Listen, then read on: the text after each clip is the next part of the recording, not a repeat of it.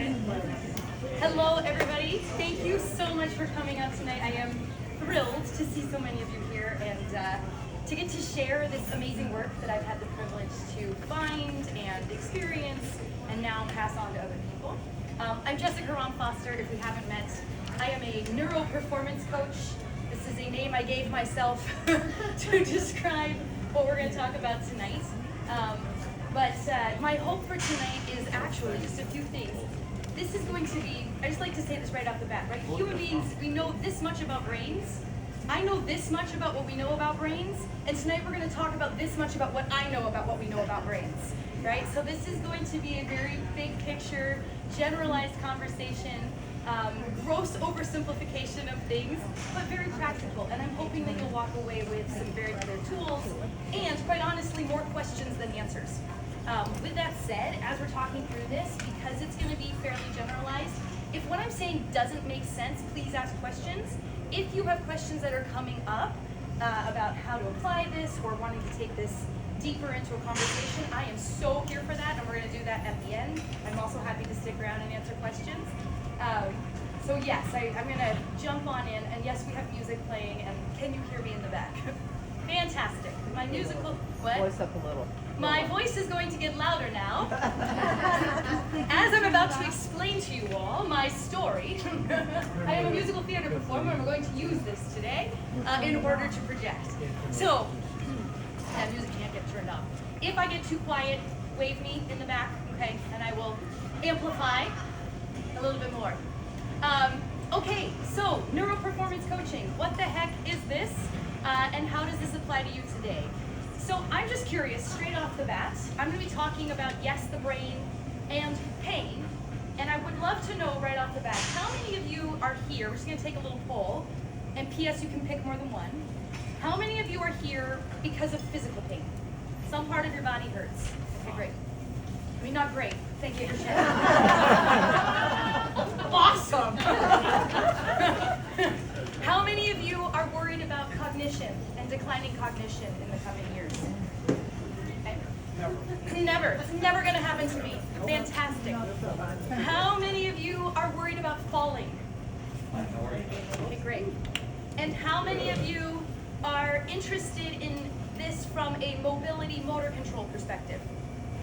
Awesome. Really great. I wasn't actually expecting that many. I thought I was going to have to sell you on that.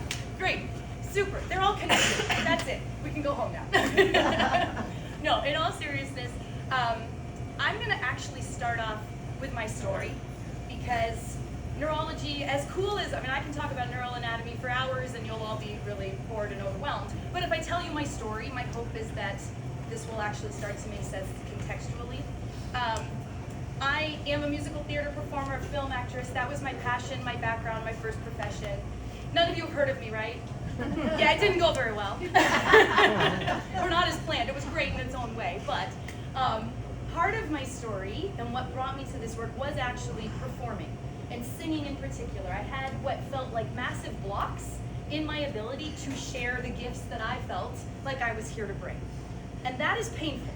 So I'm going to talk about pain in many different ways, and I just want to keep coming back to the fact that, like, any experience, any physical experience that's a limitation or pain itself that I don't want to have is painful. Are we in agreement on that? Yes. Okay, great. So yeah, not able to show up fully to the thing that mattered the most to me. I had massive anxiety in auditions, some performances. I always said I was like Broadway caliber performances in my shower, sometimes even in the hallway outside the audition room, walking in and like I couldn't phonate.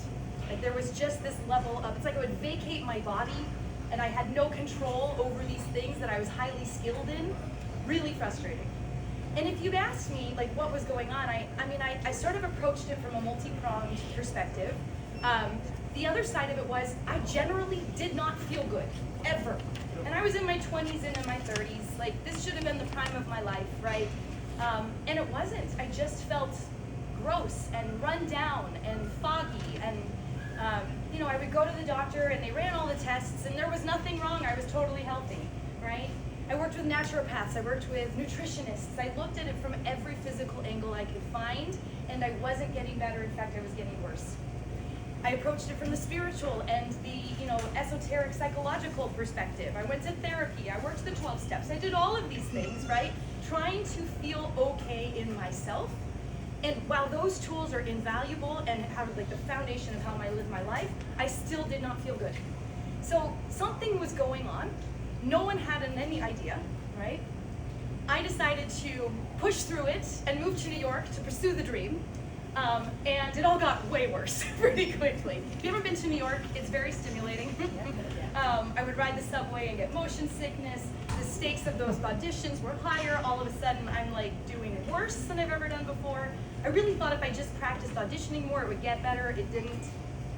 Thankfully, about 4 months into my time in New York, I found, I got an advertisement for this Z Help for Singers workshop through my voice teacher. I didn't know what Z Help was. Most of you, does anybody know what Z Help is? Fantastic. I am a master, but yeah, Yuki has it. Fantastic. I meant to start off with this. Can I just say thank you to Yuki for inviting me to do this and including, this is because he's here and he's doing this, and what he's bringing to this gym is phenomenal. In any case, this Z Help for Singers workshop, I had gotten certified in Pilates somewhere in my journey, and I was using that to help performers, and I was like, what is this? I guess I'll go check it out. I was interested, but I will never forget that day because I felt awful. And I was living in Brooklyn at the time. That was in Harlem. That's a long way away. It's a long subway ride away. And I was like, am I really going to spend the energy to get myself there to do this? And somehow I chose to, and I did. And in 45 minutes, my life changed. And I didn't know why.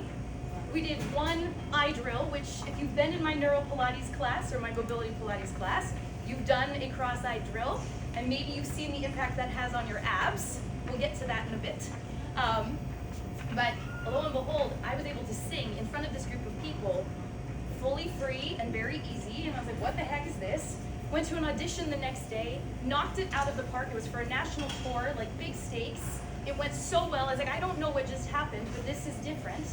And so I started training with this woman and very quickly figured out that there were some pretty intense deficits in my visual function. Now, if you'd asked me, I could have told you something was happening with my eyes. But I went to the optometrist. I had better than perfect vision looking at a Snellen chart.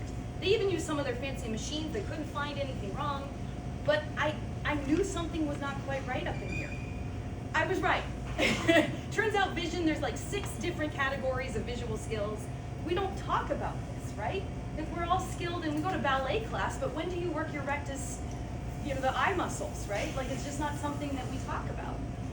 So we started working, and it became pretty clear that there was a number of other things. My vestibular system was pretty whacked, which probably was feeding into the motion sickness piece.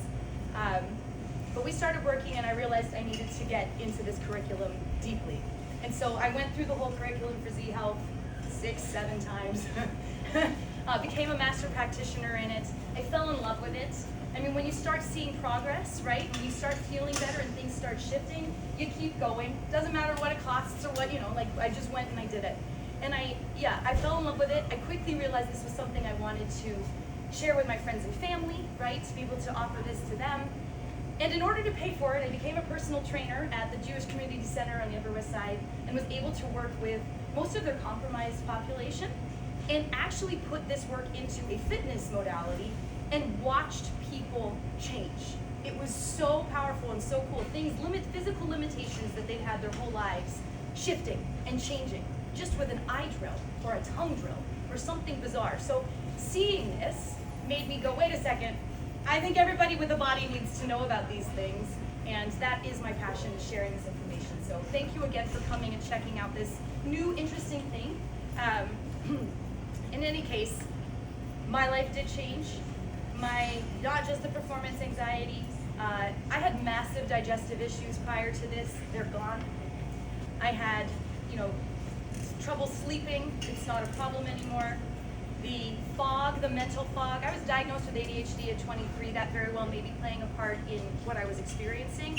But somewhere about a year into the work, I said, wait a second, I'm not losing things.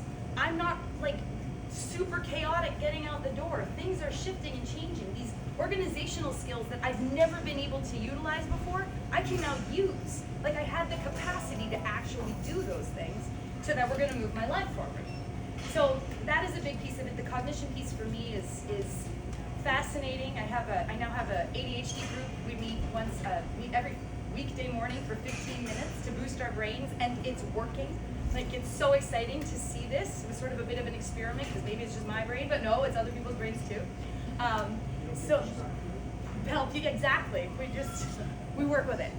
So in any case, that is my story.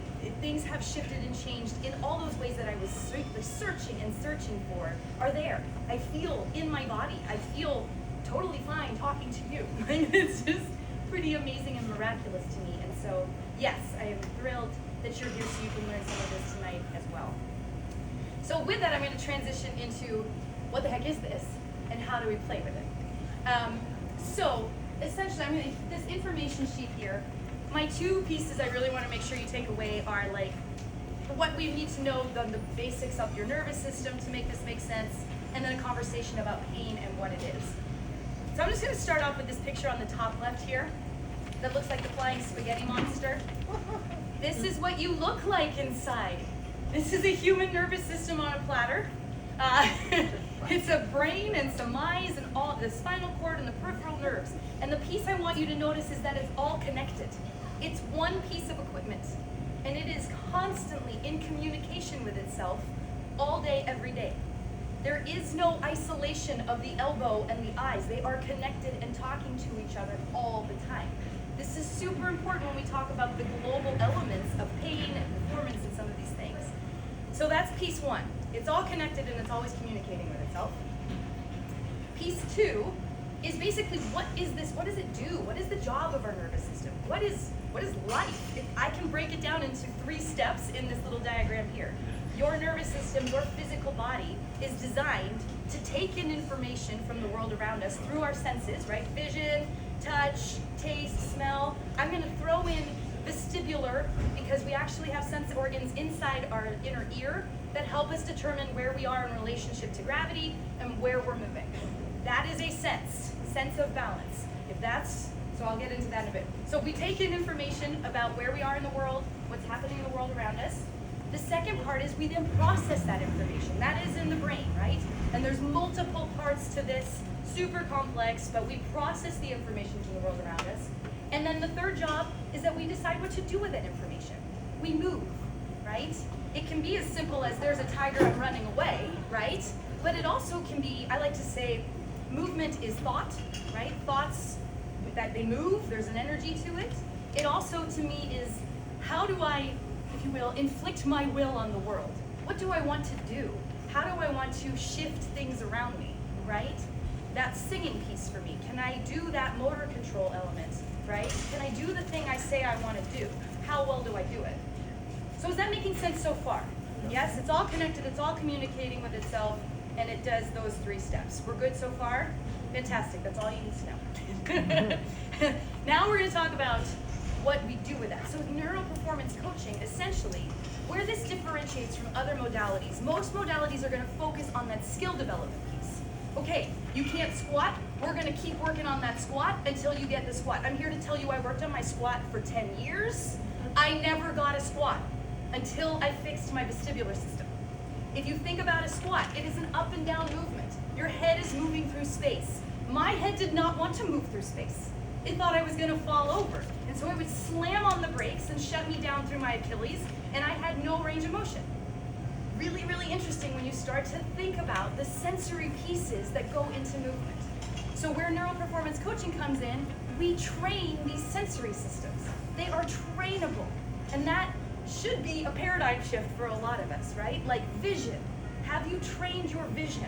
And I'm not just talking acuity. Vision is a combination of being able to track an object as it's moving without your head moving, being able to look at something while you're in motion, right, and keep your eyes on it, jumping your eyes from target to target, and then you've also got peripheral vision. Can I see what I'm not looking at, right? How well can I see what I'm not looking at? All of these skills are trainable, and because the brain pays so much attention to the eyes, like an immense amount of attention to the eyes.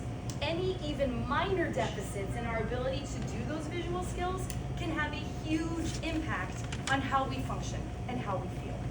So even if you're like, I think my vision's fine, Z-Health was actually geared for elite performers, elite athletes. I don't remember how many athletes we had in the last Olympics, and trainers. I'm actually training an Olympic hopeful in sprinting right now. Like, we're using these skills to make her more awesome, right? To get that edge on that speed. So this can be used, this concept can be used for performance, and it can be used for pain. And so we're gonna talk about pain now. Does that all make sense so far? Okay, great. All right, the physical pain. Who's got physical pain again? Where, do you mind sharing what's hurting? What isn't hurting? Fair. You might not, who's got knee pain? Okay, great. Where do you feel your knee pain? In your knee, right. Above my knee. Right, good answer. It might not be your knee though. You actually feel the pain, not in your knee, but in your brain. Pain is a signal from your brain. It is an action signal that something, somewhere in this flying spaghetti monster, is not functioning correctly. Maybe it's your knee. Probably it's your knee, right? Like, especially if you know you injured it and it's like, all right, I got a knee injury. Yeah, we're gonna then focus on the knee and make sure we rehab the knee and do all of that. And pain is in your brain. So two things I want you to take from this. Even if it is a knee injury, we can manage the pain, we can diminish the pain by thinking globally. The second piece is, if the things you're doing for the knee are not working, we have a whole other nervous system to play with that may actually reduce that pain. Does that make sense? Okay, no one nodded. Everyone's like, no, it's my knee. I agree. You agree? Okay, great. I have a couple things just to kind of highlight this. One, I'm going to talk about a few different facts about pain. But while I'm on this, let's talk about the global element of pain. This is my threat bucket. I have a video on YouTube and on Instagram that highlights how the threat bucket works with water. But essentially, this is your pain system. It lives inside your brain. And the idea behind it is this. You have a significant capacity to handle threat. Threat is just the neural word for stress, right? All of you know the stressors in your life that are fill in your bucket. You could name them on the externals, right? The fuller that gets, if water ends up coming out of this overflow valve, you get pain. So we have a capacity to handle stress or threat without having a physical ramification of it to a point. And there's a limit, right? Where this work comes in, yes, we can work on all of those externals, calming those things down, but where this work comes in is what you may not realize is what I talked about, the eyes. If there's that functional deficit in the eyes, that's filling your bucket before you even walk out the door. You then add on some vestibular deficits. You've got that ankle injury that wasn't rehabbed correctly. It's filling up before you even start dealing with those external stressors, which means your capacity to handle those things without experiencing pain diminishes. So we come in and we clean up these functional deficits and we get that water level down, and now we've increased your capacity to handle life, right, without having negative consequences. Does that make sense? Okay, great. And just to name again, right, like if you look at the picture of the threat bucket on your sheet here, I did not intentionally make this the smallest writing in the world, but I trained vision, and if you'd like this to become clearer, come talk to me afterwards. But this little diagram here, you've got all these different kinds of pain, right? Some of you have knee pain. Some of you may have high blood pressure or fatigue or GI issues, right? These are all signals from the brain that something isn't quite right. And if we can get that threat level down, then all of those things theoretically improve. Are you with me on that? Okay, great. So pain lives in the brain. Pain is an action signal. I just told you your pain lives in your head. I just really want to acknowledge your pain is real. It is not made up, right? This is a neurological conversation. Your pain is real. The third piece is pain is a complex, multisensorial experience. It is not just in one part of the brain. It impacts breathing, it impacts autonomics, it impacts how we feel elsewhere in our body, and vice versa. Pain, those things can all impact pain as well. And it is extremely individual. This is one of I put this graphic in. This is a study from 2022, brand new information. Those are brains, they're MRIs of brains. What they did was they took 30 people that were all experiencing back pain, so the same kind of pain. They did an MRI on their brains as they were experiencing that pain signal, and this is what they got. There was absolutely no pattern to what was going on in their brain. It was different for every person. And this is what Z Health has sort of been preaching for 20 years, so we got really excited about having some graphics on this to be like, no, how you handle pain needs to be very different from how you handle pain. The protocols are helpful, right, in a starting place, but we need to acknowledge the individuality of these things. Some of you may need sensory work. Some of you may need, balance work or proprioceptive work or right, like it's going to be very individualized. Does that land? Okay. So that's that. And then lastly, yes, we can diminish that pain by emptying that threat bucket from a global perspective. Make sense? Okay, great. That is the global piece to this. Now, how do we play with this? Okay. First and foremost, I'm just going to plug a hike we're doing on April 28th. Yeah. I feel like 50% of our pain signals would probably diminish if we all went for a hike every day. I mean, not if you have knee pain, but getting out into the world, right, and seeing things off in the distance, different dimensions, feeling the sun, all of that sensory stimulation, navigating, an unflat surface and having to respond to the things around you, just wakes us up. We were designed to live in nature, right? We're missing boatloads of sensory information in our body, in our modern life. So come join us for a hike on the 28th, Sunday the 28th, and there's information on the app. That is sort of like a general maintenance piece to this. Where this gets super cool though is, yes, the sensory inputs can be important, but I want to know how it's impacting you individually. I just said pain was super individual. We need to know how your nervous system is responding to the things that we're choosing to do. And this, in neural performance coaching, is how we navigate change.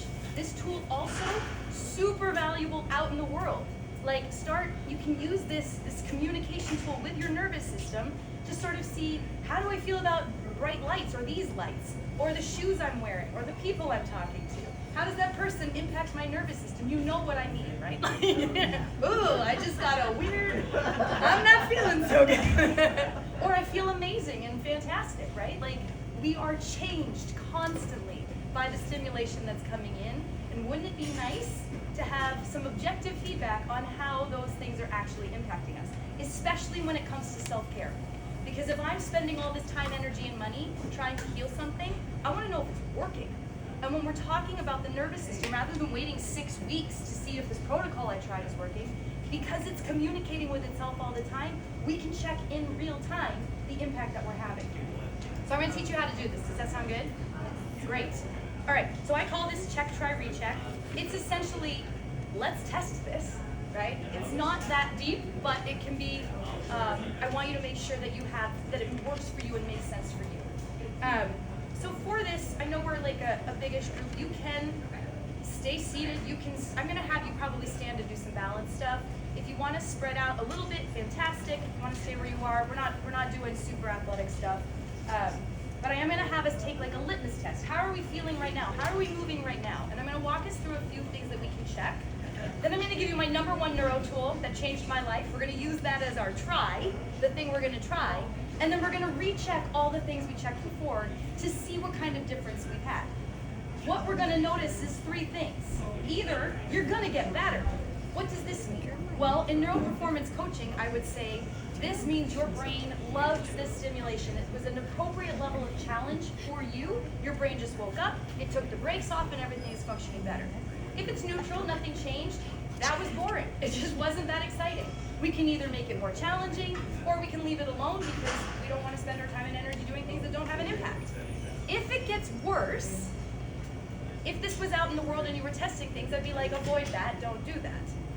In neural performance coaching, nothing I'm going to give you should make you worse. In fact, it should all be neutral, quite honestly, right? You should be able to move your eyes and your brain goes, yes, I do that every day, except none of us do that every day. So for hopefully we find these positive things, but if you find something that's negative, this is solid gold. I mean, yes, I'm sorry your balance got worse, but this is telling us that this basic neural skill that you use every day walking out in the world is diminishing your ability to walk out in the world. The example I always use for me, I figured out pretty quickly that staring to the left for 5 seconds would shut me down. We do not want to leave me like that. There's a lot of life that happens on the left, right? So rehabbing that, making my brain feel safe as it's looking to the left, becomes the goal of the work that we're doing. Does that make sense? And there's ways that we can make that as safe as possible, maybe even turn that into a positive recheck. And if not, then I have some things to say about that. But, you guys want to give this a try? Awesome. All right, so find a space or stand in front of where you are.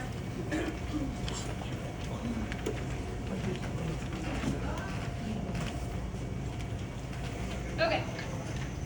That's right. Wide open spaces. All right, so we're going to just say hello to our nervous systems in a few different ways and just see where we're at to start with. So the first thing I'm going to have you do is actually, let's do a balance check. I want to find your edges of balance. Don't fall over, right? For some of you, this may just be standing with your feet together and your arms by your side. That may be hard enough. If you want an extra boost, you can put your heel and toe in line with each other, so your feet are directly in your midline. Some of you are wobbling already. There's your edge, right? Not your hands, but your feet. If that helps, though, that's cool. If you're like, I'm pretty steady here, close your eyes. Oh, yeah, all right. And half the world fell over. If that's feeling steady with the eyes closed, shake your head no. Excellent. Right, so we've all found some wobble points, yes? Okay, so kind of rate for yourself internally how that feels. I'm also just going to have us take a deep breath. Just go ahead, take a big belly breath. And I want you to rate 1 to 5. 1 being, we're talking about tension, how easy is it to get that belly to relax, to fill with air theoretically. 1 being, I'm a tin man and nothing's moving, I'm completely locked down. 5 being, I am expansive and one with the universe and my air is just reaching everywhere. Kind of notice how that feels. Good. Now, we're going to talk range of motion. Most of us know where we hold our tension, yes? I don't want this to be an injury, though. I don't want to practice pain. Pain is a neural skill. The more you practice it, the louder it gets. So something that's tight but not injured. So I often use my neck because I feel my tension in my neck there. Hello, vision and vestibular issues, very common for that. If you have tight hamstrings or a tight low back, you might want to check the forward bend. Just sort of feel what that feels like. You can check rotations of your spine. See what that feels like. You can do shoulders, right? If you know your shoulders are tight, how far back can you get that arm? How much tension is there at that end range of motion? So we're asking, how far can I go, and how tight does it feel when I'm in that end range of motion? When you have one that feels a little bit tight, do a few reps of that, because yes, moving it multiple times theoretically should help it loosen up. If it doesn't, come talk to me. But everybody have a sense of tightness somewhere, something that could be improved range of motion wise? Yes? I have one more assessment we're going to try, and this feeds into that processing part of the brain. Neural performance coaching, there are ways we can actually target those different parts of the brain, which is super, super cool. Today we're going to talk about the cerebellum. It lives in the back of the brain. It's responsible for accuracy, balance, and control of your movement, your thoughts, all of it.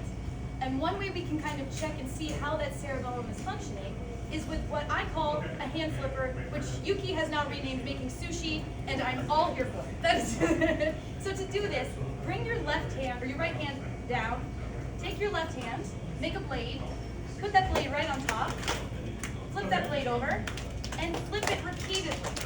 I want you to go as fast as you can, but as coordinatedly as you can. I just want you to notice what that feels like. And then we're going to change hands. So now your left hand's on the bottom, right hand's on top. Put it there. Flip it over so the back of the hand is touching the palm, and then flip that palm back, and repeat.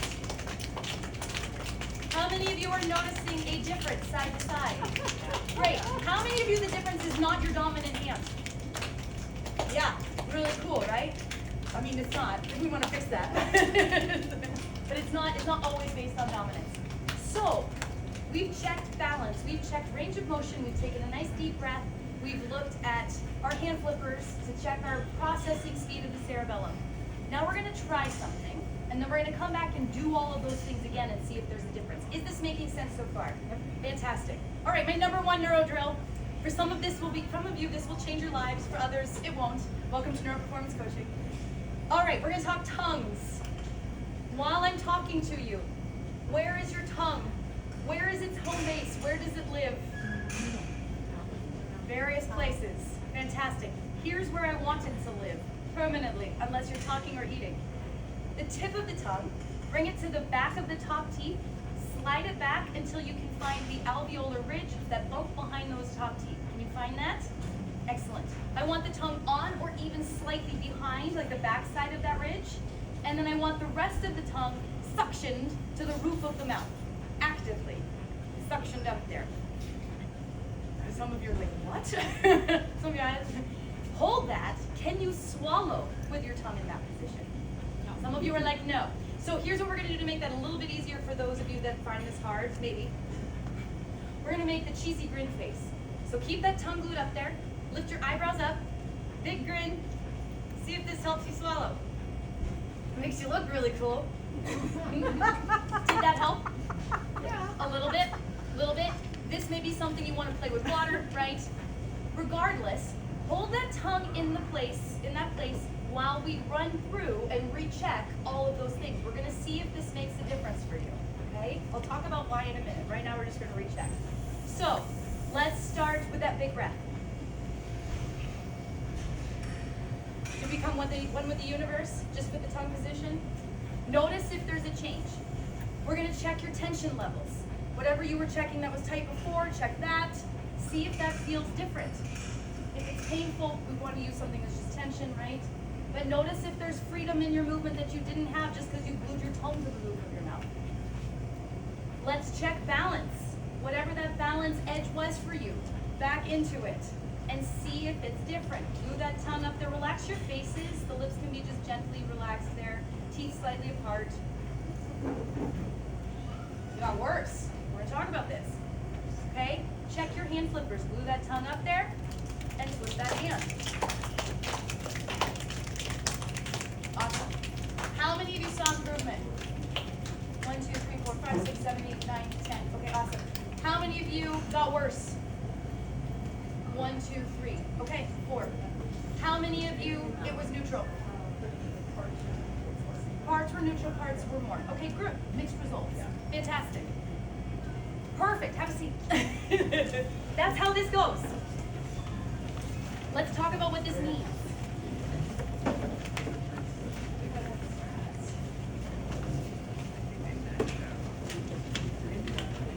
Okay, so that is actually the anatomically correct position for your tongue.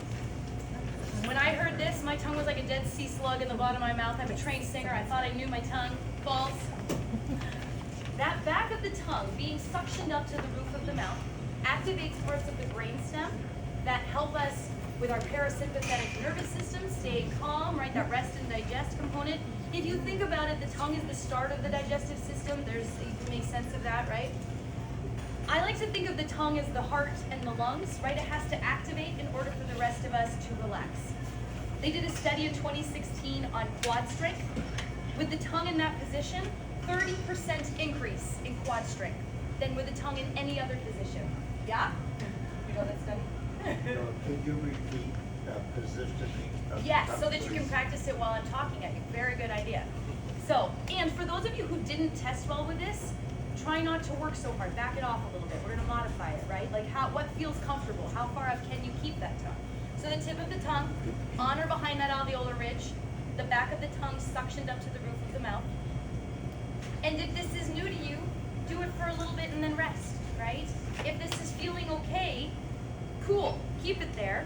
I had to check in with myself. I had clients at the time. I was seeing like 6 to 8 people a day. Every time they would check in with me for that moment when they were telling me their story, I would devote 2% of my brain power to pushing my tongue up to the roof of the mouth and reminding my brain that this is where I wanted it. It took about 6 weeks for it to start to float up there naturally. It took about 3 months for me to wake up in the morning with my tongue in that position. It is still there now. Like it's pretty awesome. I can still get more juice by pushing it up a little bit and activating it, but you can train your tongue. Will it cut down on snoring? Yes, Yes, it will. I mean, I can't promise you that. I'm not promising anything. But yes, lots of people improve snoring with their tongue once their tongue lives there, right? You can't control it when you're asleep, so it has to be automatic. So, that is where it belongs. But here's a neural skill, right? Let's assume everything I just said was true. If that's true, and you're missing out on this anatomical structure, I'll say this, like neck tension, headaches, all of these things, this internal structure and support inside your skull can knock out all kinds of things. Like, it's a really big deal. So for those of you who tested well, this is a good thing to do, yes? This one tool took my anxiety levels from like an 8 to a 4 in 6 weeks. It was profound, the change it had. It changed the shape of my face. I almost say like it was my Botox drill, like relaxed my entire forehead, right? It was very profound for me. If you were new, so, by all means, practice this, right? Do it. If it was neutral, maybe we need to practice it a little bit more. Maybe you don't worry about it right now. You've got other things that probably do better things for you in your life. Cool. There's plenty. I've got like 300 drills I teach. We've got plenty more to cover. If it was negative, I want to know why, right? Like, what is going on? The people I've seen that this is negative for, oftentimes there's palate issues, or there's sensitivity, something on the tongue, orthodonture pieces that are getting in the way, right? Like, there's reasons. And can we correct that? Can we modify it and find a way that actually now tests well for you so that you get the benefit of the tongue in its anatomically correct position? Does this make sense? The concept of the check, try, recheck, and how we're playing with this. Yeah? Okay, great.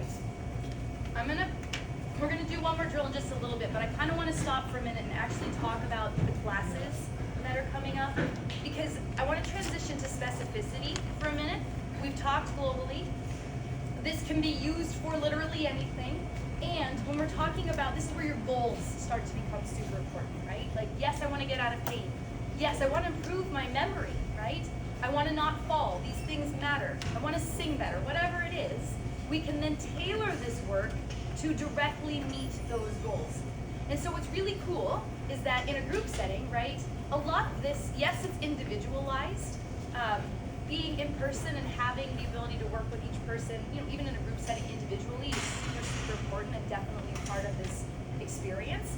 But part of this has a quality of throwing spaghetti at the wall, right? Like, I have 15 things that I typically use for someone with back pain.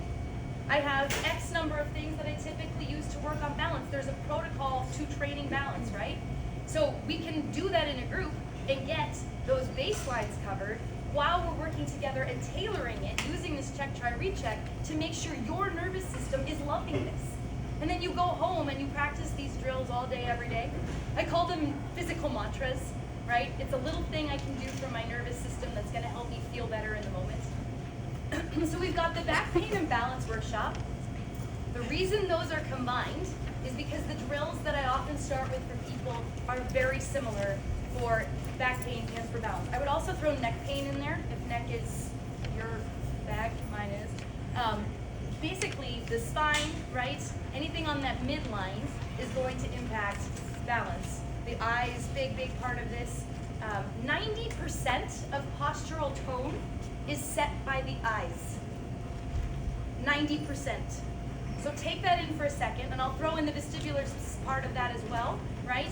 If I don't know where my head is in space, whether that's because my eyes are slightly off or my vestibular system's slightly off, and I am leaning to one side and I don't know it, and I promise you there are people here that my head will tilt without my realizing it often, right? If I'm walking through the world like this, do you think that that's going to create some problems in my back? And then you go to the gym and you work out like this, right? So if we can get your brain to actually know where straight is without looking in a mirror, right? We may eradicate back pain right off the bat. We're talking stability, right? Because if I'm here, I'm not that stable. My weight's on one side. I'm missing half my support system here, right? We can get you centered. Your balance now becomes that much stronger and that much more capable. Feet, really big deal for balance and for back pain. The feet are your contact points with the earth. The joints in your feet neurologically connect up into the musculature of the upper legs and into the SI joints. In fact, I love talking about this. I'm not sure it's gonna pop up. We are an X, right? if you think about, if every step I take, the ground force, the energy, like the pounding, right, that energy travels up through my foot, up my leg, through that SI joint, and across to the other arm and the other jaw. So, if I'm not capable, or I'm wearing really solid supportive shoes, and those joints are closed, I am missing, or I am causing problems theoretically all the way up that chain. So we're gonna spend a lot of time talking feet, mobilizing feet, strengthening feet, and seeing what that does for us in our backs and in our balance. Does that make sense? Oh yeah. Okay. Great. So yes, that class is gonna look a lot like spine and eyes, feet. We're gonna approach it from both sides of the body, yes? The mobility, I like the term motor control. Mobility suggests flexibility. I actually want you to own your movement. Injury, most injuries happen because I don't know how to move in an end range of motion. This is no man's land back here. And my brain, if I can't control it, it knows that I can't control it. It's going to slowly but surely decrease my ability to reach back there. So the more we work on end range of motion and controlling our end range of motion, the more freedom we have in our joints. And remember, every single one of these joints is in direct communication with your brain. So each one of these joints has the possibility of emptying this threat bucket just by remapping and improving your ability to move those joints. Does that make sense? Awesome. This is tied in this workshop with cognition. Why? Complex movement of any kind initiates in the frontal cortex. This is your executive function center, right? So these complex movements in and of themselves are going to drive that frontal cortex to activate. We're also going to do a lot of what I'd say, well, where am I going with this? Let me back up and just say this. Cognition, the frontal cortex, as much as we value our ability to think and be, self-supporting and do all of the things that, enact our will on the world, our brain considers this a luxury, right? You don't actually need to be able to memorize things in order to survive. So what happens is that the back of the brain, where all of the survival pieces are, gets the priority over fuel, right, and activation. So all of my energy, if I've got a problem in that cerebellum, or I've got a problem in my brainstem, my brain's going to prioritize that so I stay alive. If that's happening, I am missing all of that activation and fuel getting to this frontal cortex, which is where our cognition lives. And I'll say even, not just here, but like the temporal lobe, which is where memory lives, right? Kind of over here. It's not going to get priority over whether your heart is beating, right? So if we come in and we train brainstem, we train cerebellar, which the complex movements will do, right? We do this with breath work, we do this with tongue work, we do this with anything that has to do with that brainstem. We can get more resources to that frontal cortex, and lo and behold, cognition improves. Does that make sense? Awesome.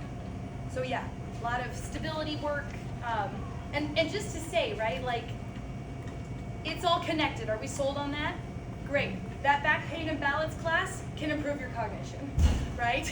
That mobility class can absolutely improve your balance, right? It's all a part of it, but I will be giving the top 10 drills that I use for those topics in those specific workshops. So that's that. We'll come back to that in a little bit and how to sign up and everything. I want to do one more drill with you though. Does that sound good? Okay, great. I've sold you on the power of the eyes. Fantastic. You can do this seated, but let's check your hand flippers seated. Let's check whatever range of motion you feel comfortable doing in your chair, whether that's a lateral movement of the neck or a rotation, shoulder flexion. If you want to do like arms crossed, spinal rotation, and just feel what that feels like. Just kind of notice. And then we're going to do an eye circle. So this seems like a fairly simple exercise. It may or may not be. Here are the rules. Head is going to stay still. You're going to bring one finger up in front of you. And if you want to hold your chin just to make sure that head's not moving, since there's a lot of you, I'm not going to be able to correct everybody. Go ahead and draw a circle around your face with that finger, watching it move with your eyeballs. Keep that head still. And then reverse that circle.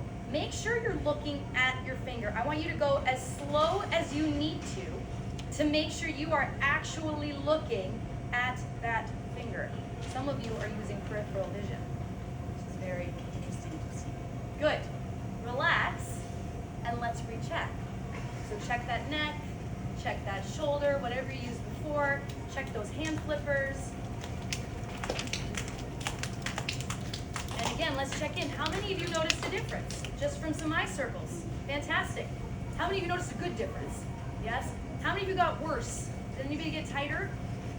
Okay, good. The rest of you were neutral.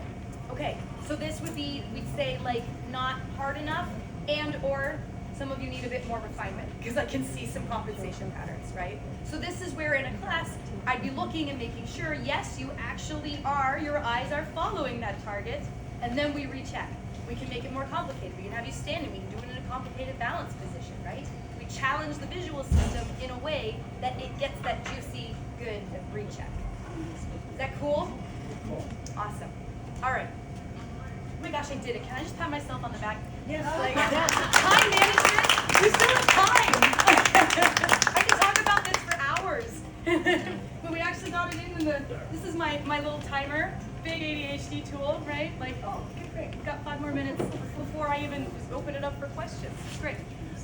Let's talk about the classes, just to kind of say again, you can sign up tonight. If you sign up tonight, there's a discount. We've got the single sessions are $395. It's $345 if you sign up tonight. If you want to do both classes, there's a discount on that. So it's $740, which gives you a $50 discount on those 2 classes. But if you sign up tonight, it's $640. There's 4 classes each. 2 classes. The back pain and balance are combined into one, and the mobility and cognition are combined into the second class. And they're 1 session, 4 sessions? They're 4 weeks, thank you. 4-week sessions. The first one's gonna start May 7th. It'll be Tuesday nights at 7:30. And then the second one will start right after that in June. So when you say single session, you mean 1 course? 1 hour every week. Right. Yes. Okay. With homework assignments in between. Yes. Yes. Are you gonna do them another time? Yes. But I don't know when. Okay. So if you can do it now, do it now. Because I don't know how this is gonna play out. Yes. How does it work with insomnia? Does it help that? Let's say this, insomnia, yes?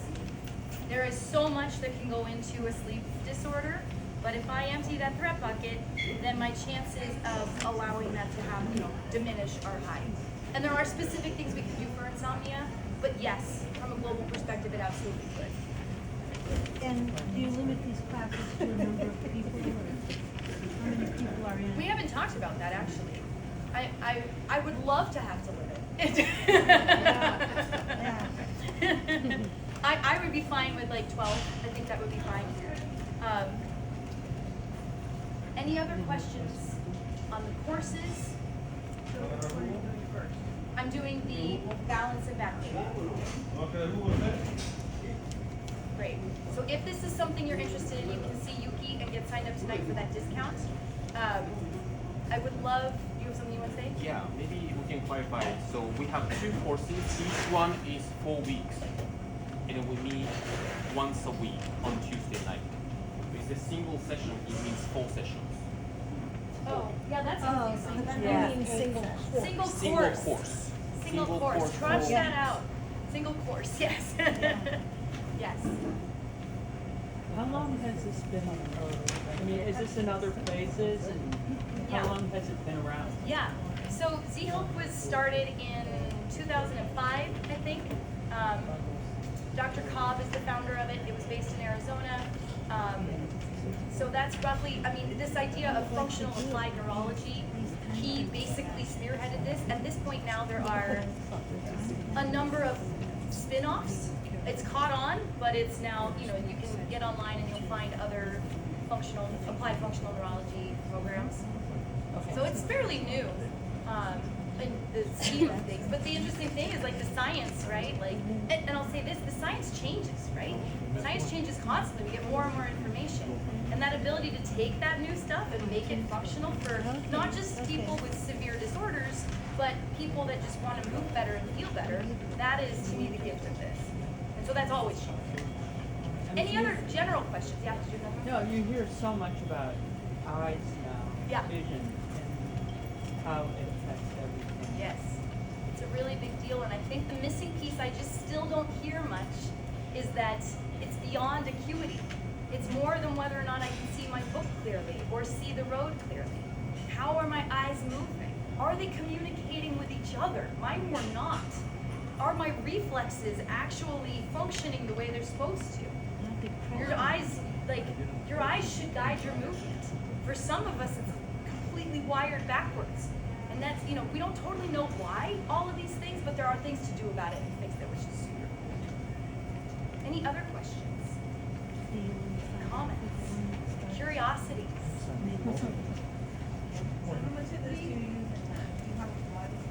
Yeah, so we've got the mobility Pilates class, which I largely think of as that, end range of motion, and everybody wants abs, so, and the Pilates piece. And then the neuro Pilates class, we play with this, but with the intention of improving the Pilates work. So I'll use an eye drill, right, to drive flexion, and all of a sudden my abs work better. It's very cool, and it makes makes you stronger, and it's super awesome in that way. But it's very general and sort of like a maintenance piece.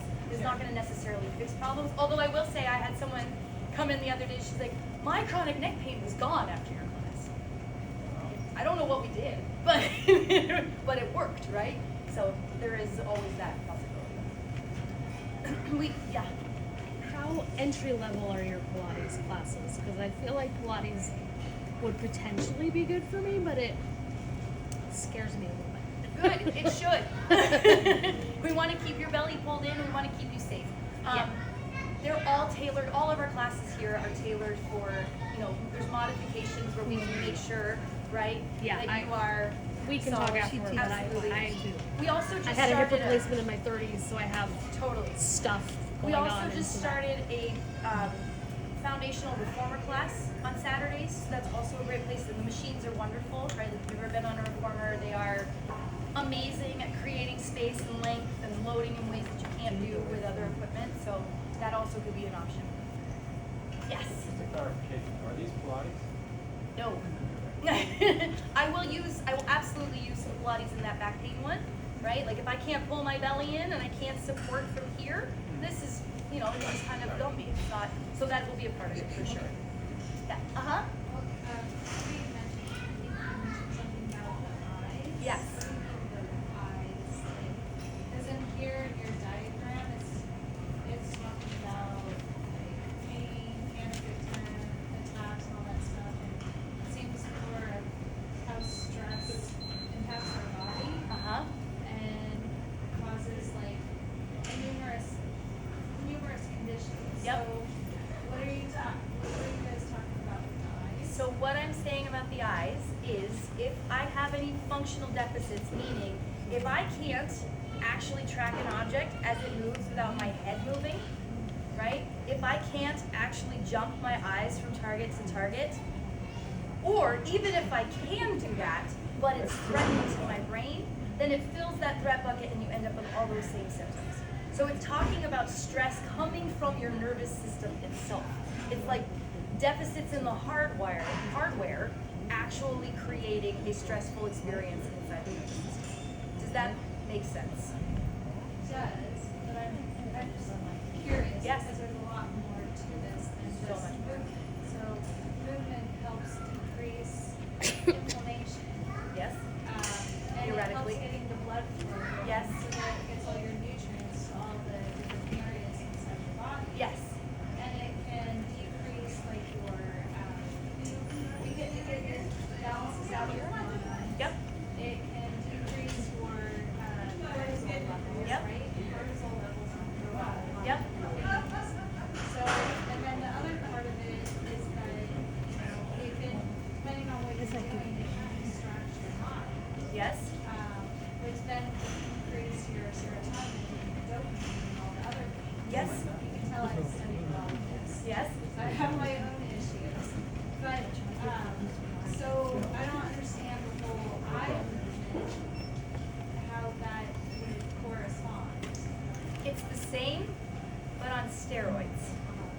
So because the brain pays so much attention to the eyes, if you can improve, just like, if I can improve the way you literally walk through the world, we just, as you described, all of those hormonal cascades, all of those things improve, you feel better, right? To simplify it.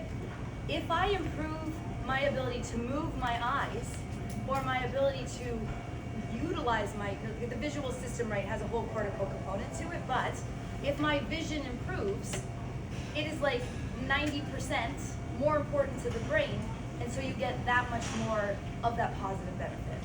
Does that make sense? And it is, You're saying there's less stress. there's less, if you can see things better, the likelihood that you're going to die decreases, and your brain feels safer walking through the world. Does that land? It's also linked to the vestibular system, and the vestibular system is very important for anxiety. It's all, they are directly connected, and I like to kind of put those two systems into what we call like higher order systems, right? Those are required for you to walk through the world. So if there is even anything slightly off, it becomes very expensive. And anxiety, all of it. I mean, all those pain symptoms. And again, that output is going to be different for everybody. But yes, so both of those together. And you can't, if I train my eyes, I impact my vestibular system. If I train my vestibular system, I impact my eyes. They are very coordinated. Yeah. If you do those and you get dizzy, I Right. get dizzy, like, so even when we roll our necks in Yes. class, I don't do it because Yes. I get dizzy really Thank you. badly. That's a really great question. So in that case, right, you're actually talking about getting a pain response, dizziness, when you move your eyes. It's clear. For some people, we don't even notice it's happening. It's happening on a hormonal level. It's happening below the radar. In this case, it's clear. So what I do in those situations is we actually retrain. So I'm going to start with maybe, like if it's a horizontal movement that's causing it, I might start with this. I might put colored lenses on to help soften or impact the brain and relax the eyes, right? We find ways to modify it so that you can, actually this is a really important concept, so that you can get one pain-free rep. And this translates to hip movement, right? Any kind of pain. If I can get one pain-free rep, even if it's itty-bitty, my brain now goes, oh my gosh, I did that movement and I didn't have pain. And it gets really excited and it will do it again. So we start with what you can do and then we build from there. Does that make sense? Yeah, I mean, it can go away, that problem of It dizziness. absolutely can go away. Yes. That was part of me. Like I just would, It's a big problem. it's a big problem. Scary. Yes. So that exercise with watching this, just thinking about the fact that I felt a little restricted, like it hurt my eyes. Uh-huh. Yes. So that was just my brain saying, I mean, it was putting the brakes on itself. Yeah, it's like a shoulder end range of motion, right? Like, whoa, that feels tight, right? Yeah. So yeah, I would be like, hey, let's find a spot that doesn't hurt, Okay. right? We also have ways to loosen these up and relax them and do all these things so that Yeah. that pain signal goes away and you can increase that range of motion. I mean, it wasn't major, but I could tell there was a restriction. Right, totally. Yeah. Does that answer your question? Anything else? I don't know the answer to this question. Yeah. I'm just asking. Yeah. I know all the things that put pressure on the nervous system, but it sounds to me like the theory of what you're working, of what this concept is really more about, nobody's really come up with ways to strengthen the nervous system. And that these are the benefits that come from strengthening it. Because it's not a one size fits all, it's an accumulation of many things. Just to say this, every little, the light that we're under, every sense we have is impacting that nervous system and our ability to move through it, that it is resilient. So all of it, right, like so there's a sort of, it's being strengthened and weakened, or all of it's being impacted all the time. In terms of strengthening it from a hardware perspective, yes, I'd like to think of it that way. It's looking at the functionality of it and improving it at the functional level, right? There's lots of theories on, like polyvagal and all of these things that we can look at and see how we're driving the nervous system, or some of those things that load from sort of that hormonal flood or something along those lines. But this is literally playing with the machinery. And yeah, I like that languaging. It's strengthening the nervous system. Does that resonate? Yeah. Cool.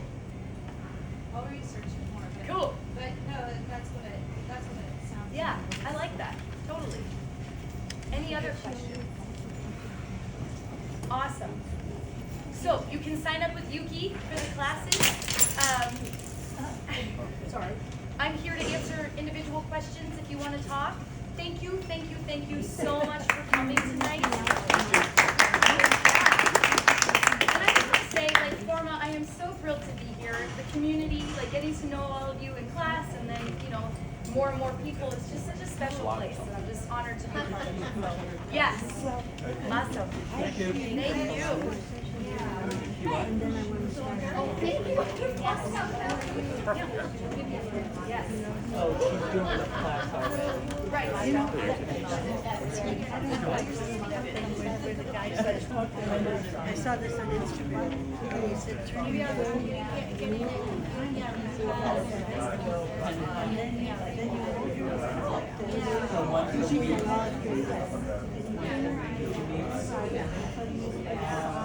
How are you? I am good. I'm good. I'm good.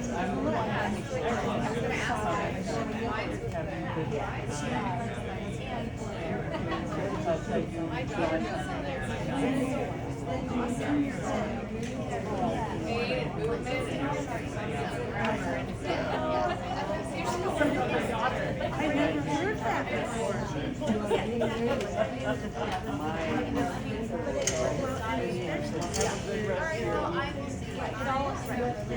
I'm also wondering if my great nephew.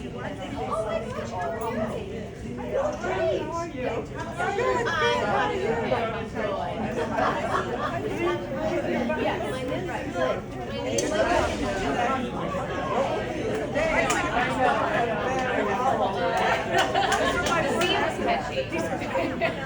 Everybody walks like that. Like this. Not everybody, but a lot of people walk with their feet turned down. What are they doing? Exactly. I took a long break, so I thought And then you got this instead of this. And then the whole thing. So when you're like this, this is going here. Everything is straight up. Are you coming to class on Thursday? Okay, great. We'll know in 5 seconds.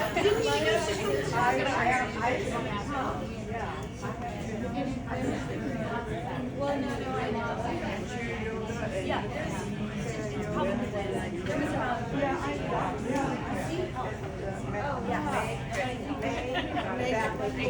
body was out. There's like 200 of us in the area. I didn't know there were that many Z-Health instructors in the area, but there actually are. So yeah, it's very likely that someone professional practice had taken the I still perform, but I had a daughter and I found I wasn't too hard on her. I'm actually doing your concerts here. Singing. And then I sing it. So I sing every 6 weeks or so, which has been like the last 20 years. So yeah, wherever I go, more weddings, yeah. I mean, I love doing weddings. It's not soft background. I use theaters night. I write music. I'll go back to theater, but not yet. What was your name again? I'm Leslie. Yes. Thanks so much for coming. Yes. I enjoyed your class. Oh, thank you. Wonderful. Have a good rest of your night. Hi, Kelly. How are you? I'm good. That was great. I wanted to make sure you were very great. So you're rolling your eyes.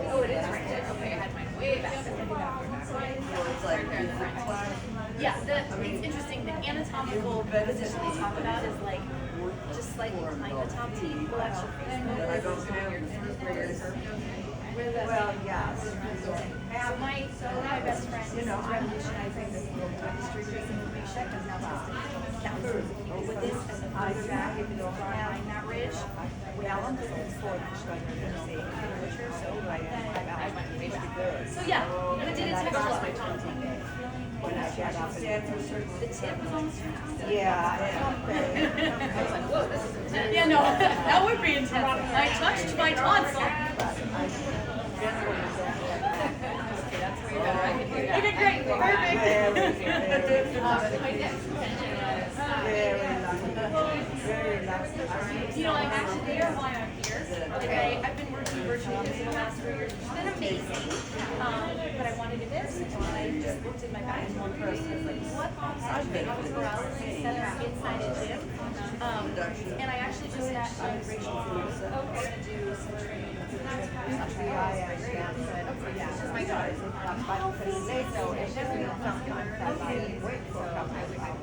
I don't know what that's all about.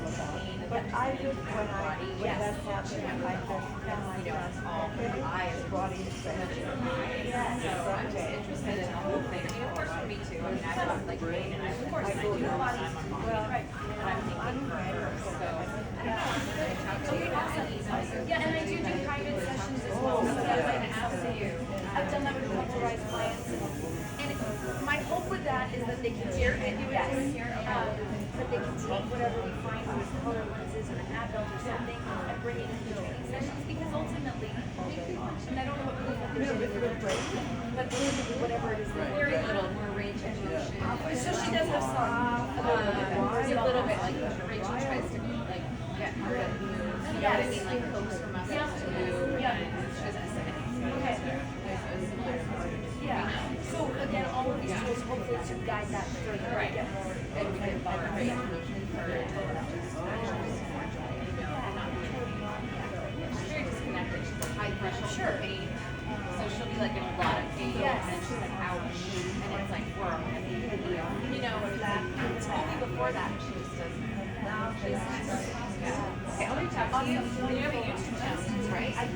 Instagram is Instagram. on it. Okay, good. Yeah. Okay, great. So nice to meet you. Yeah, nice to meet you. Hello. How you doing? Good. Oh, fantastic. Great.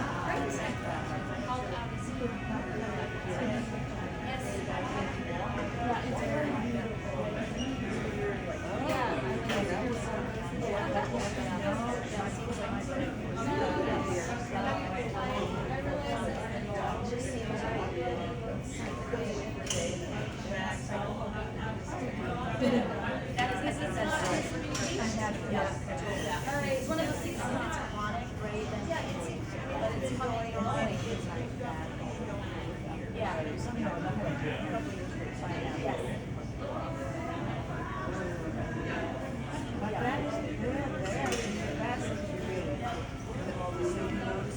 Few ways to manage it.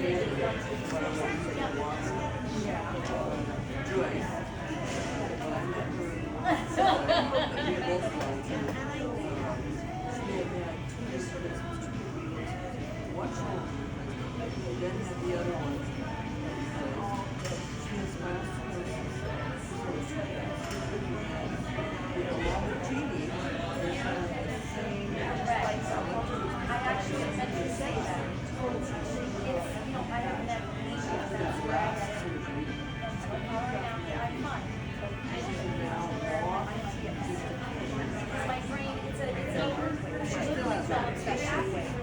once that's established, that's all my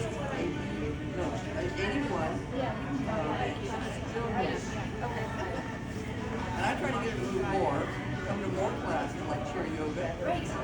You're doing all the stuff. Yep. You can't do every choice. And so she's right. It's open. And no, it's the Yeah, my role model, exactly. Yes. Yes. So, because she's got 15 years on me, I can stay healthy. Lights up, lights up. That's a good one.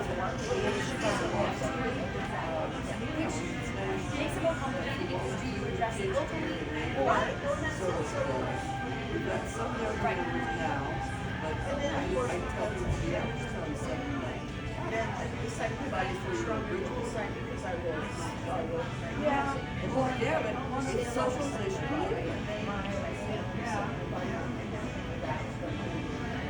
But it sounds like socialized. yes.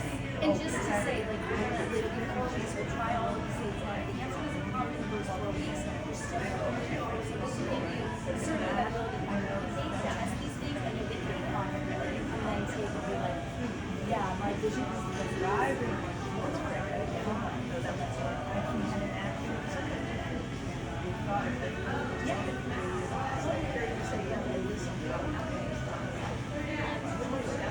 I also meant to say this, and I didn't. Getting educated on how the brain works diminishes the body. Just this conversation about yes, and just this conversation about a red bucket can lower your it's really cool. Awesome. I'll see you there. Hi. Hi. Yes. Yes.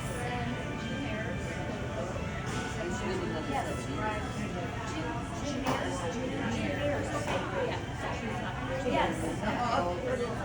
Yes. It's kind of like I say, I grew up with a dog, and when the dog got to be about 12, just laid down one time by the